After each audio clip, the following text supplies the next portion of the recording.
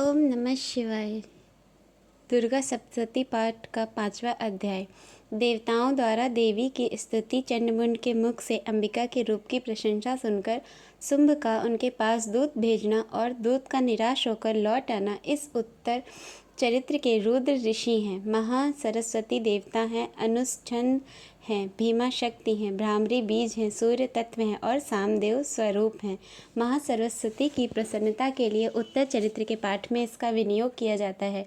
आइए अब देवी का ध्यान करते हैं, जो अपने कर कमलों में घंटा, शूल, हल, शंख, मूसल, चक्र, धनुष और बाण धारण करती हैं। शरद ऋतु के शोभा संपन्न चंद्रमा के समान जिनकी मनोहर कांत है, जो तीनों लोकों की आधारभूता है और शुभ आदि देवताओं का नाश करने वाली हैं, तथा गौरी के शरीर से जिनका प्रकाट्य हुआ है, उन महासरस्वती देवी का मैं निरंतर भजन करती हूँ। आइए अब आज के 5वें अध्याय की कथा का श्रवण करते हैं। ऋषि ने कहा, पूर्व काल में शुंभ और निशुंभ नामक असुरों ने अपने बल के घमंड में आकर सचिपति इंद्र के हाथ से तीनों लोकों का राज्य और यज्ञ भाग छीन लिए। वे दोनों सूर्य, चंद्रमा, कुबेर, यम और वरुण के अधिकार का भी उपयोग करने लगे। वायु और अग्नि का कार्य भी वही करने लगे। उन दोनों ने सभी देवताओं को अपमानित किया, राज्य भ्रष्ट, पराजित और अधिकारहीन करके स्वर्ग से निकाल दिया। उन दोनों महान असुरों से तिरस्कृत होकर देवताओं ने अपराजिता देवी का स्मरण किया और सोचा, जगदम्बा ने हम लोगों को वर दिया था कि आपत्ति काल में स्मरण करने पर मैं तुम्हारी सभी आपत्तियों का तत्काल नाश कर दूंगी। इस प्रकार विचार करके देवता गिरिराज हिमालय पर गए और वहां भगवती विष्णु माया की स्तुति करने लगे। देवताओं ने स्तुति करते हुए कहा कि देवी को नमस्कार है, महादेवी शिवा को सर्वदा नमस्कार है, प्रकृति एवं भद्रा को प्रणाम है।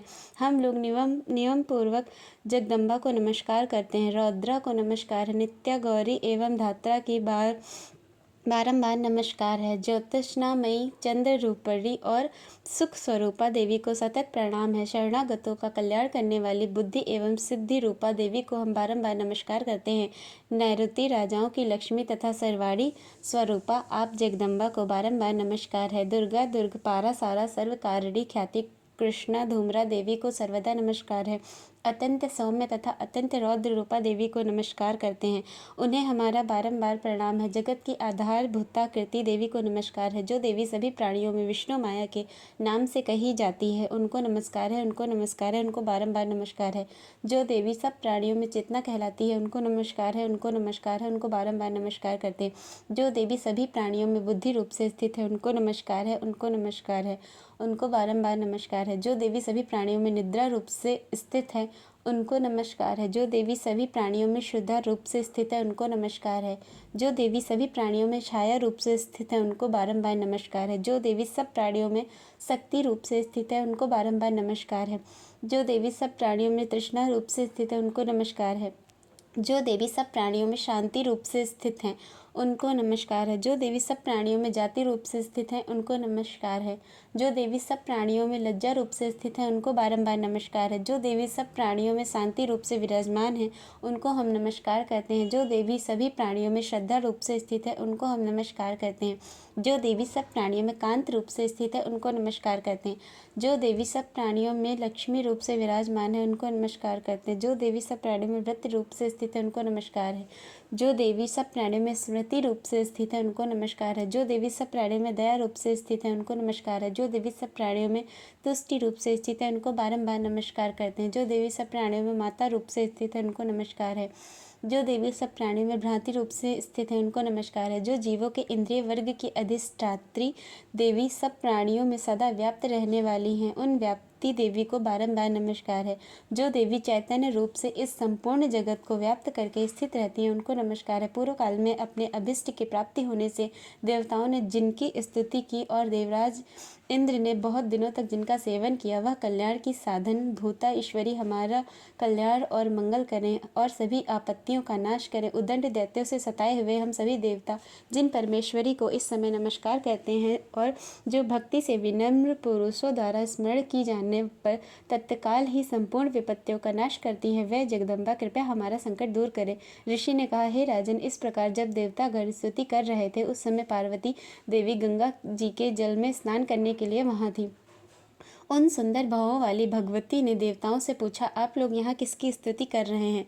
तब उन्हीं के शरीर कोष से प्रकट हुई शिवा देवी बोली, शुभ दैत्य से तिरस्कृत और युद्ध में निशुंभ से पराजित होकर यहाँ एकत्रित हुए यह समस्त देवता यह मेरी ही स्तुति कर रहे हैं। पार्वती जी के शरीर कोश से अंबिका का प्रादुर्भाव हुआ था, इसलिए वह समस्त लोकों में कौशिकी कही जाती हैं।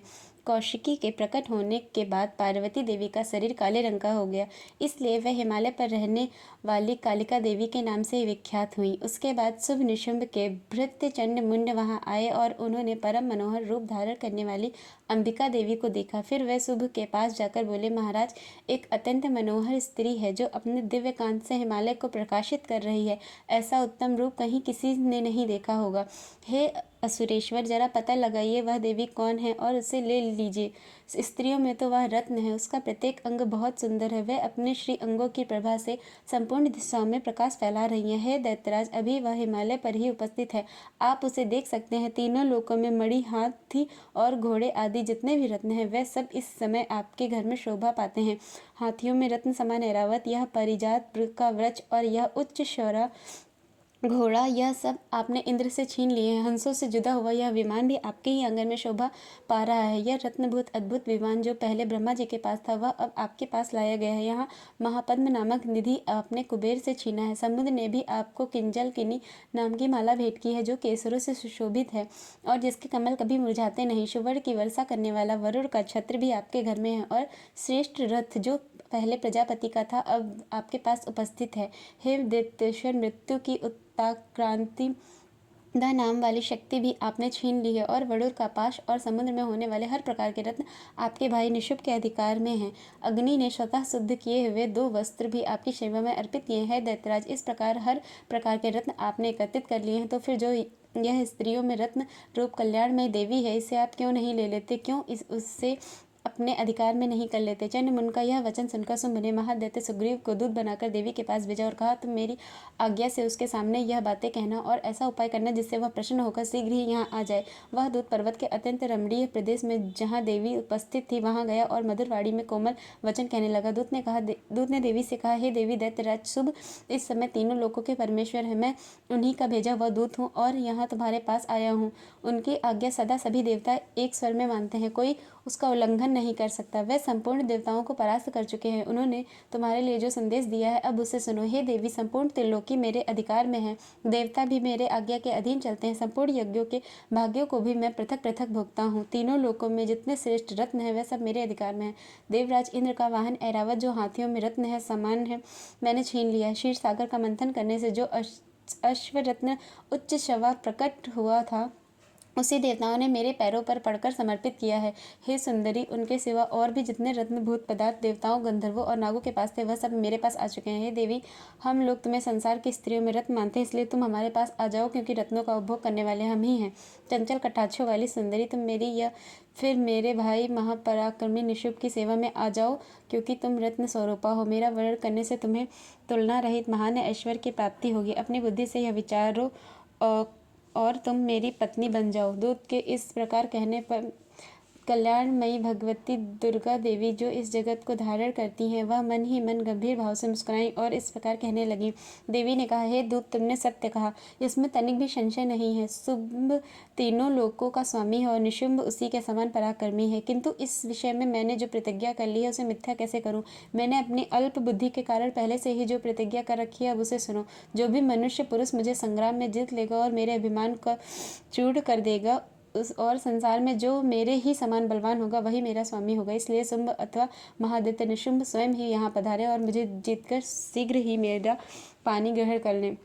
इसमें विलंब की क्या आवश्यकता है? देवी के ऐसे वचन सुनकर दूत ने कहा, देवी, तुम घमंड से भरी हुई हो, मेरे सामने ऐसी बातें मत करो। तीनों लोकों में कौन ऐसा पुरुष है जो शुंभ निशुंभ के सामने खड़ा भी हो सके? हे देवी, अन्य दैत्यों के सामने भी सारे देवता युद्ध में नहीं ठहर सकते, फिर तुम अकेली स्त्री होकर कैसे रह सकती हो? जिन शुंभ आदि दैत्यों के सामने इंद्र आदि सभी देवता भी युद्ध में खड़े नहीं हुए, उनके सामने तुम स्त्री होकर कैसे जाओगी? इसलिए तुम मेरे ही कहने से शुंभ निशुंभ के पास चली जाओ। ऐसा करने से तुम्हारी गौरव की रक्षा होगी, अन्यथा जब वे केश पकड़कर घसीटेंगे तब तुम्हें अपनी प्रतिष्ठा खोकर जाना ही पड़ेगा। यह सुनकर देवी ने कहा, तुम्हारा कहना उचित है। शुंभ बलवान है और निशुंभ भी बड़ा पराक्रमी है, लेकिन क्या करूं, मैंने पहले बिना सोचे समझे ही प्रतिज्ञा कर ली है। इसलिए अब तुम जाओ यहाँ से। मैंने तुम्हें जो कुछ कहा है वह सब कुछ दैत्यराज के आदर पूर्वक कह सुनाना, और फिर उन्हें जो उचित लगे वो वही करेंगे। इस प्रकार श्री मार्कंडेय पुराण में सार्वणिक मनवंतर की कथा के अंतर्गत देवी महात्म्य में देवी दूत संवाद नामक 5वां अध्याय संपूर्ण हुआ। तो चलिए अब हम दुर्गा सप्तशती पाठ के 6ठे अध्याय का श्रवण करते हैं। देवी दुर्गा का ध्यान करते हुए इस प्रकार कहिए, मैं सर्वज्ञेश्वर भैरव के अंग में निवास करने वाली परम उत्कृष्ट पद्मावती देवी का चिंतन करती हूँ। वह नागराज के आसन पर बैठी हुई हैं। नागों के फड़ों में सुशोभित होने वाली मणियों की विशाल माला में उनकी देहलता सुशोभित है। सूर्य के समान उनका तेज, 3 नेत्र उनकी शोभा बढ़ाना है। वे हाथों में माला, कुंभ, कपाल और कमल लिए हैं और उनके मस्तक में अर्धचंद्र का मुकुट सुशोभित है। कथा का आरंभ करते हुए ऋषि ने कहा, देवी का यह वचन सुनकर दूत को बड़ा आश्चर्य हुआ और उसने दैत्य राज्य के पास जाकर सभी समाचार विस्तार पूर्वक कह सुनाया। दूत के उस वचन को सुनकर दैत्यराज क्रोधित हो गया। दैत्य सेनापति धूम्रलोचन से बोला, धूम्रलोचन, तुम शीघ्र अपनी सेना साथ लेकर जाओ और उस दुष्टा के केश पकड़ कर घसीटते हुए बलपूर्वक यहाँ ले आओ। उसकी रक्षा करने के लिए अगर कोई दूसरा उपस्थित हो, वो देवता, यक्ष अथवा गंधर्व ही क्यों ना हो, उससे भी अवश्य मार डालना। शुभ के इस प्रकार आज्ञा देने पर धूम्रलोचन दैत्य 60,000 असुरों की सेना को साथ लेकर वहां से तुरंत चल पड़ा। वहां पहुंचकर उसने हिमालय पर रहने वाली देवी को देखा और ललकारते हुए कहा, अरे ओ तू शुंभ निशुंभ के पास चल। यदि इस समय प्रसन्नता पूर्वक मेरे स्वामी के समीप नहीं चलेगी तो मैं बलपूर्वक तेरे केस पकड़कर घसीटते हुए तुझे यहाँ से ले जाऊंगा। यह सुनकर देवी ने कहा, तुम दैत्यों के राजा ने भेजा है, तुम भी स्वयं भी बलवान हो और तुम्हारे साथ विशाल सेना भी है। ऐसी दशा में अगर मुझे बलपूर्वक ले चलोगे तो तुम्हारा क्या कर सकती हूँ। देवी के इस प्रकार कहने पर असुर धूम्रलोचन उनकी ओर दौड़ पड़ा और तब अंबिका ने हुं शब्द के उच्चारण मात्र से ही भस्म कर दिया। फिर तो क्रोध में भरी हुई दैत्यों की विशाल सेना और अंबिका ने एक दूसरे पर तीखे सैकों बाणों, शक्तियों और फर्शों की वर्षा आरंभ कर दी। इतने में देवी का वाहन सिंह क्रोध में आकर भयंकर गर्जना करते हुए गर्दन के बालों को हिलाता हुआ असुरों की सेना में टूट पड़ा। उसने कुछ दैत्यों को पंजों की मार से, कितनों को ही अपने जबड़ों में और कितने ही दैत्यों को पटक कर ओट की दाढ़ों से ही घायल करके मार दिया। उसे सीने अपने नखों से कितने ही पेटों को फाड़ डाले और थप्पड़ मारकर कितनों के सिर धड़ से अलग कर दिए। कितने ही सैनिकों की भुजाएं और मस्तक काट डाले और अपनी गर्दन के बाल हिलाते हुए उसने दूसरे दैत्यों के पेट फाड़कर उनका रक्त भी चूस लिया। अत्यंत क्रोध में भरे हुए देवी के वाहन उस महाबली सिंह ने क्षण भर में ही असुरों की संपूर्ण सेना का संहार कर दिया। शुभ ने जब यह सुना कि देवी ने धूम्रलोचन असुर को मार डाला है और उसके सिंह ने सारी सेना का भी सफाया कर दिया है, तब उसने दैत्यराज को बड़ा क्रोध हुआ। उसके होंठ कांपने लगे। उसने चंड और मुंड नामक 2 महादैत्यों को आज्ञा दी, हे चंड, हे मुंड, तुम लोग बहुत बड़ी सेना लेकर वहां पर जाओ। उस देवी के केश पकड़कर अथवा उसे बांधकर शीघ्र ही यहाँ ले आओ। अगर इस प्रकार उसको लाने में संदेह हो तो युद्ध में सब प्रकार के अस्त्र शस्त्रों और समस्त असुरी सेना का प्रयोग करके उसकी हत्या कर देना। उस दुष्टा की हत्या होने तथा सिंह के मारे जाने पर उस अंबिका को बांधकर साथ में ही शीघ्र ले आना। इस प्रकार श्री मार्कंडेय पुराण में सार्वणिक मनवंतर की कथा के अंतर्गत देवी महात्म्य में धूम्रलोचन वध नामक 6ठा अध्याय संपूर्ण हुआ। आइए अब 7वें अध्याय का श्रवण करते हैं। 7वां अध्याय चंड और मुंड का वध। सर्वप्रथम देवी का ध्यान करते हुए इस प्रार्थना का उच्चारण करते हैं, मातंगी देवी का ध्यान करती हूँ। वे रत्न में सिंहासन पर बैठकर पढ़ते हुए तोते का मधुर शब्द सुन रही हैं। उनके शरीर का वर्ण श्याम है। वे अपना एक पैर कमल पर रखे हुए हैं और मस्तक पर अर्धचंद्र धारण करती हैं तथा कल्हार पुष्पों की माला धारण किए हुए वीणा बजाती हैं। उनके अंग में कशी हुई चोली शोभा पा रही है। वे लाल रंग की साड़ी पहने हुए, हाथ में शंखमय पात्र लिए हुए, उनके वदन पर मधु का हल्का हल्का प्रभाव जान पड़ता है और ललाट में बिंदी शोभा दे रही है। कथा को आगे बढ़ाते हुए ऋषि ने कहा, तत्पश्चात शुंभ की आज्ञा पाकर वे चंडमुंड आदि दैत्य चतुरंगिणी सेना के साथ अस्त्र शस्त्रों से सज्जित होकर चल पड़े। फिर गिरिराज हिमालय के सुवर्ण में ऊंचे शिखर पर पहुंचकर उन्होंने सिंह पर बैठी हुई देवी को देखा। वे मंद मंद मुस्कुरा रही थी। उन्हें देखकर दैत्य लोग तत्परता से पकड़ने का प्रयास करने लगे। किसी ने धनुष तान लिया, किसी ने तलवार संभाली और कुछ लोग देवी के पास आकर खड़े हो गए। तब अंबिका ने उन शत्रुओं के प्रति बड़ा क्रोध किया। उस समय क्रोध के कारण उनका मुख काला पड़ गया, ललाट में भी टेढ़ी हो गई और वहां से तुरंत ही विकराल मुखी काली प्रकट हुई जो तलवार और पारस लिए थी। वह विचित्र खटवांग धारण किए और चित्ते के चम की साड़ी पहने हुए नर मुंडों की माला से सुशोभित थी। उनके शरीर का मांस सूख गया था, केवल हड्डियों का ढांचा था जिससे वे अत्यंत भयंकर जान पड़ती थी। उनका मुख विशाल था, जीभ लपलपाने के कारण और भी डरावनी लग रही थी। उनकी आंखें भीतर को धसी हुई और कुछ लाल थी। वह अपनी भयंकर गर्जना से संपूर्ण दिशाओं को गुंजायमान कर रही थी। बड़े बड़े दैत्यों का वध करती हुई वह कालिका देवी बड़े वेग से दैत्यों की उस सेना पर टूट पड़ी और उन सबका भक्षण करने लगी। वह पार्श्व रक्षकों, अंकुशधारी महावतों, योद्धाओं और घंटा सहित कितने ही हाथियों को एक ही हाथ से पकड़कर मुंह में डाल लेती थी। इसी प्रकार घोड़े, रथ और सारथी के साथ रची सैनिकों को मुंह में डालने वे उन्हें बड़े भयानक रूप से चबा जाती थी। किसी के बाल पकड़ लेती थी, किसी का गला दबा देती थी, किसी को पैरों से कुचल डालती थी और किसी की छाती के धक्के से गिरकर मार दे रही थी। वे असुरों के छोड़े हुए बड़े बड़े अस्त्र शस्त्र मुंह में पकड़ लेती और रोष में आकर अपने दांतों से पीस डालती थी। काली ने बलवान और दुरात्मा दैत्यों की वह सारी सेना रंध डाली, खा डाली और कितनों को ही मार भगाए। कोई तलवार के घाट उतारे गए, कोई खटवांग से पीटे गए और कितने ही असुर दांतों के अग्रभाग से कुचले जाकर मृत्यु प्राप्त हो गए। इस प्रकार देवी ने असुरों की उस सारी सेना को क्षण भर में ही मार गिराया। यह देखकर चंड उन अत्यंत भयानक काली देवी की ओर दौड़ पड़ा। महादैत्य मुंड ने भी अत्यंत भयंकर बाणों की वर्षा से और हजारों बाण चलाए हुए चक्रों से उन भयानक नेत्रों वाली देवी को आच्छादित कर दिया। वे अनेकों चक्र देवी के मुख में समाते हुए ऐसे लग रहे थे जैसे सूर्य के बहुत सारे मंडल बादलों के उदर में प्रवेश कर रहे हो। तब भयंकर गर्जना करने वाली काली ने अत्यंत रोष में आकर विकट अट्टहास्य किया। उस समय उनके विकराल बदन के भीतर कठिनता से देखे जा सकने वाले दांतों की प्रभा से वह अत्यंत उज्ज्वल दिखाई देती थी। देवी ने बहुत बड़ी तलवार हाथ में लेकर हम का उच्चारण करके चंड पर धावा बोल दिया। उसके केस पकड़कर उसी तलवार से उसका मस्तक काट गिराया। चंड को मारा गया देखकर मुंड भी देवी की ओर दौड़ा। तब देवी ने रोष में आकर उसे भी तलवार से घायल करके धरती पर सुला दिया। महापराक्रमी चंड और मुंड को मारा गया देख मरने से बची हुई बाकी सेना भय से व्याकुल होकर चारों ओर भागने लगी। तत्पश्चात काली ने चंड और मुंड का मस्तक हाथ में लेकर चंडिका के पास जाकर प्रचंड अट्टहास करते हुए कहा, हे देवी, मैंने चंड और मुंड नामक दोनों महापशुओं को तुम्हें भेंट किया है। अब युद्ध यज्ञ में तुम शुंभ और निशुंभ का स्वयं ही वध करना। इस प्रकार वहां लाए हुए चंड और मुंड नामक महादैत्यों को देखकर कल्याणमयी चंडी ने काली से मधुर वाणी में कहा, हे देवी, तुम चंड और मुंड को लेकर मेरे पास आई हो, इसलिए संसार में अब से तुम चामुंडा के नाम से विख्यात होगी। और इस प्रकार श्री मार्कंडेय पुराण में सावर्णिक मनवंतर की कथा के अंतर्गत देवी महात्म्य में चंड मुंड वध नामक 7वां अध्याय संपूर्ण हुआ। 8वां अध्याय रक्त बीज वध कथा श्रवण करने से पहले देवी का ध्यान करते हुए इस प्रकार प्रार्थना करें। मैं अणिमा आदि सिद्धिमय किरणों से आवृत भवानी का ध्यान करती हूँ। उनके शरीर का लाल रंग है, नेत्रों में करुणा लहरा रही है और हाथों में पाश, अंकुश, बाण और धनुष शोभा पा रहे हैं। कथा के तार को जोड़ते हुए ऋषि ने कहा, चंड और मुंड नामक दैत्यों के मारे जाने पर, बहुत सी सेना का संहार हो जाने पर दैत्यों के राजा प्रताप शुंभ के मन में बड़ा क्रोध आया। उसने दैत्यों की संपूर्ण सेना को युद्ध के लिए कट करने की आज्ञा दी।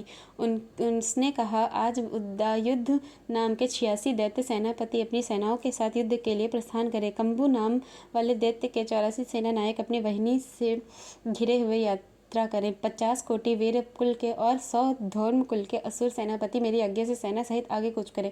कालक, दोहर, मौर्य और काल के असुर भी युद्ध के लिए तैयार रहे हों। मेरी आज्ञा से तुरंत प्रस्थान करें। भयानक शासन करने वाला असुर राज शुभ इस प्रकार आज्ञा देकर सहस्त्रों बड़ी बड़ी सेनाओं के साथ युद्ध के लिए प्रस्थित हुआ। उसके अत्यंत भयंकर सेना अतीत देखकर चंडिका ने अपने धनुष की टंकार से पृथ्वी और आकाश के बीच भाग गुंजा दिया।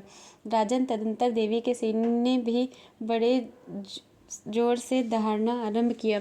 फिर अंबिका ने घंटे के शब्द से उस ध्वनि को और आगे बढ़ा दिया। धनुष की टंकार, सिंह की दहाड़ और घंटे की ध्वनि से संपूर्ण दिशाएं गूंज उठी। उस भयंकर शब्द से काली ने अपने विकराल मुख को और भी बढ़ा लिया और इस प्रकार से विजय हुई। उस तुम नाद को सुनकर दैत्यों की सेनाओं में चारों ओर से आकर चंडिका देवी, सिंह तथा काली देवी को क्रोधपूर्वक घेर लिया। इसी बीच में असुरों के विनाश तथा देवताओं के अभ्युदय के लिए ब्रह्मा, शिव, कार्तिकेय, विष्णु, इंद्र आदि देव की शक्तियाँ जो अत्यंत पराक्रम और बल से संपन्न थी, वे अपने शरीर से निकलकर उन्हीं के रूप में चंद्रिका देवी के पास आ गई। जिसे देवता का जैसा रूप, जैसी वेशभूषा और जैसा वाहन है, ठीक वैसे ही साधनों से संपन्न हो उनकी अपनी अपनी शक्तियाँ असुरों से युद्ध करने के लिए आई। सबसे पहले हंस युक्त विमान पर बैठी हुई अक्षसूत्र और कमंडलों से सुशोभित ब्रह्मा जी की शक्ति उपस्थित हुई, जिसे ब्राह्मणी कहते हैं। महादेव जी की शक्ति वृषभ पर आरूढ़ होकर हाथों में श्रेष्ठ त्रिशूल धारण किए, महानाग का कंकड़ पहने, मस्तक में चंद्र रेखा से विभूषित होकर वहां आ पहुंची। कार्तिकेय जी की शक्ति रूपा जगदम्बिका उन्हीं का रूप धारण किए श्रेष्ठ मयूर पर आरूढ़ होकर शक्ति दैत्यों से युद्ध करने के लिए आ गई। इसी प्रकार भगवान विष्णु की शक्ति गरुड़ पर विराजमान होकर शंख, चक्र, गदा और शारंग, धनुष तथा खड्ग हाथ में लिए आ गई। अनुपम यज्ञ वाराह का रूप धारण करने वाली श्री हरि की शक्ति, वह भी वाराह शरीर धारण करके वहां उपस्थित हुई। नरसिंह शक्ति श्री नरसिंही के समान शरीर धारण करके वहां आ गई। उसकी गर्दन के बालों के झटके से आकाश के तारे बिखर पड़ते थे। इस प्रकार इंद्र की शक्ति वज्र हाथ में लिए गजराज ऐरावत पर बैठकर आई। उसके श्री सहस्त्र नेत्र थे। इंद्र का जैसा रूप वैसा ही उसका था। तत्पश्चात उन देव शक्तियों से घिरे हुए महादेव जी ने चंडिका से कहा, मेरी प्रसन्नता के लिए आप शीघ्र ही इन असुरों का संहार करें। तब देवी के शरीर से अत्यंत भयानक और परम उग्र चंडिका शक्ति प्रकट हुई, जो सैकड़ों गिदाड़ियों की भांति आवाज कर रही थी। उस अपराजिता देवी ने धूमिल जटा वाले महादेव जी से कहा, हे भगवान, आप शुंभ निशुंभ के पास दूत बनकर जाइए और उन अत्यंत गर्भीरे दानव और शुंभ और निशुंभ दोनों से कहिए, साथ ही उनके अतिरिक्त भी जो दानव युद्ध के लिए वहां उपस्थित होकर उनको भी यह संदेश दीजिए कि दैत्यों, अगर तुम जीवित रहना चाहते हो तो पाताल में लौट जाओ, इंद्र की त्रिलोकी का राज्य मिल जाए और देवता यज्ञ भाग का उपभोग करें। अगर बल के घमंड में आकर तुम युद्ध की अभिलाषा रखते हो तो जाओ, मेरी शिवाएं योगिनियां तुम्हारे कच्चे मांस से तृप्त होने के लिए तैयार हैं। हालांकि उस देवी ने भगवान शिव को दूत के कार्य में नियुक्त किया था, इसलिए वह शिवदूती के नाम से भी संसार में जानी गई। वह महान दैत्य भी भगवान शिव के मुख से देवी के वचन सुनकर क्रोध में आ गए और जहाँ कात्यायनी विराजमान थी उस ओर बढ़ने लगे। वे दैत्य अमर्ष में भरकर पहले ही देवी के ऊपर बाण शक्ति और वृष्टि आदि अस्त्रों की वृष्टि करने लगे। तब देवी ने भी खेल खेल में धनुष की टंकार की और उससे छोड़े हुए बाण, बड़े बड़े बाणों द्वारा दैत्यों के चलाए हुए बाण, शूल, शक्ति और फांसों को काट डाला। फिर काली उनके आगे होकर शत्रुओं को शूल के प्रहार से विदर करने लगी और खटवांग से उन्हें मारने लगी। उन सबको मारती हुई वह रणभूमि में विचरने लगी। ब्राह्मणी भी जिस और दौड़ती उसी और अपने कमंडलों का जल छिड़क कर शत्रुओं की ओर और पराक्रम को नष्ट कर देती। महेश्वरी ने त्रिशूल से और वैष्णवी ने चक्र से और अत्यंत क्रोध में भरी हुई कुमार कार्तिकेय जी की शक्ति ने शक्ति से दैत्यों का संहार आरंभ किया। इंद्र शक्ति के वज्र प्रहार से विदर होकर सैकड़ों दैत्य दानव रक्त की धारा बहते हुए पृथ्वी पर सो गए। वाराही शक्ति ने कितनों को अपने धुंधुन की मार से नष्ट किया। दाढ़ों के अग्रभाग से कितनों की छाती भेद डाली और कितने ही दैत्य उसके चक्र की चोट से विदर होकर गिर पड़े। नरसी भी दूसरे महादैत्यों को अपने नखों के विदर करके खाने लगी और सिंहनाद से दिशाओं और आकाश को गूंजाती हुई युद्ध क्षेत्र में विचरने लगी। कितने ही असुर शिवदूती के प्रचंड अट्टहास्य में अत्यंत भयभीत होकर पृथ्वी पर गिर पड़े और गिरने पर उन्हें शिवदूती ने उस समय अपना ग्रास बना लिया।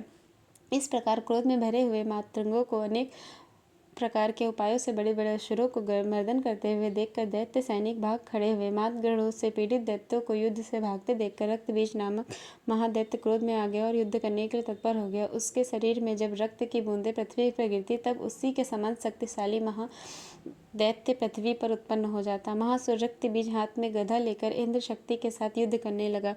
तब इंद्र ने अपने वज्र से रक्तबीज को मारा। वज्र से घायल होने पर उसके शरीर से बहुत सा रक्त बहने लगा और उसी के समान रूप और पराक्रम वाले योद्धा खड़े हो गए। उसके शरीर से रक्त की जितनी भी बूंदें गिरती उतने ही पुरुष उत्पन्न हो जाते। वे सब रक्तबीज के समान ही वीर्यवान, बलवान और पराक्रमी थे। वे रक्त से उत्पन्न होने वाले पुरुष भी अत्यंत भयंकर अस्त्र शस्त्रों का प्रहार करते हुए मात्र गढ़ों के साथ घोर युद्ध करने लगे। पुनः वज्र के प्रहार से जब उसका मस्तक घायल हुआ तब रक्त बहने लगा और उससे हजारों पुरुष उत्पन्न हो गए। वैष्णवी ने युद्ध में रक्त बीज पर चक्र का प्रहार किया और इंद्री ने उस दैत्य सेनापति की गदा से चोट पहुंचाई। वैष्णवी के चक्र से घायल होने पर उसके शरीर से जो रक्त बहा उससे उसी के बराबर आकार वाले सहस्त्र महादैत्य प्रकट हुए। उनके द्वारा संपूर्ण जगत व्याप्त हो गया। कौमारी शक्ति से शक्ति से वाराही ने खड्ग से और माहेश्वरी ने त्रिशूल से महादैत्य रक्तबीज को घायल किया। क्रोध में भरे हुए उस महादैत्य रक्तबीज ने भी गदा से सभी मात्र शक्तियों पर पथक पथक प्रहार करना प्रारंभ किया। शक्ति और शूल आदि से अनेक बार घायल होने पर उसके शरीर से रक्त की धारा पृथ्वी पर गिरी। उससे भी निश्चय ही सैकड़ों असुर उत्पन्न हो गए। इस प्रकार उस महादैत्य के रक्त से प्रकट हुए असुरों द्वारा संपूर्ण जगत व्याप्त हो गया। इससे उन देवताओं को बड़ा भय हुआ। देवताओं को उदास देखकर चंडिका ने काली से शीघ्रता पूर्वक कहा, हे चामुंडे, तुम अपना मुख और फैलाओ और मेरे शस्त्रपात से गिरने वाले रक्त बिंदुओं और उनके उत्पन्न होने वाले महादैत्यों को तुम अपने इस उतावले मुख से खा लो। इस प्रकार रक्त से उत्पन्न होने वाले महादैत्यों का भक्षण करती हुई तुम रण में विचरण करती रहो। ऐसा करने से उस दैत्य का सारा रक्त क्षीण हो जाएगा और वह स्वयं ही नष्ट हो जाएगा। उन भयंकर दैत्यों को जब तुम खा जाओगे तब दूसरे नए दैत्य उत्पन्न नहीं होंगे। काली से यूं कहकर चंडिका देवी ने शूल से रक्त बीज को मारा और काली ने अपने मुख में उसका रक्त ले लिया। तब उसने वहां चंडिका पर गदा से प्रहार किया, लेकिन उस गदापात ने देवी को तनिक भी नहीं हिलाया और वेदना भी नहीं पहुंचाई।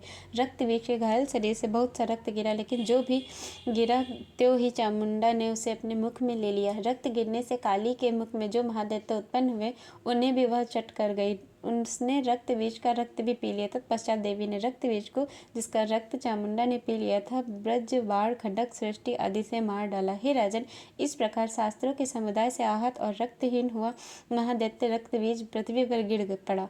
हे नरेश्वर, इससे देवताओं को अनुपम हर्ष की प्राप्ति हुई और मातंग उन असुरों के रक्तपान के मद से उद्धत सा होकर नृत्य करने लगा। इस प्रकार श्री मार्कंडेय पुराण में सार्वणिक मनवंतर की कथा के अंतर्गत देवी महात्म्य में रक्त बीज वध नामक 8वां अध्याय संपूर्ण हुआ। हर हर महादेव।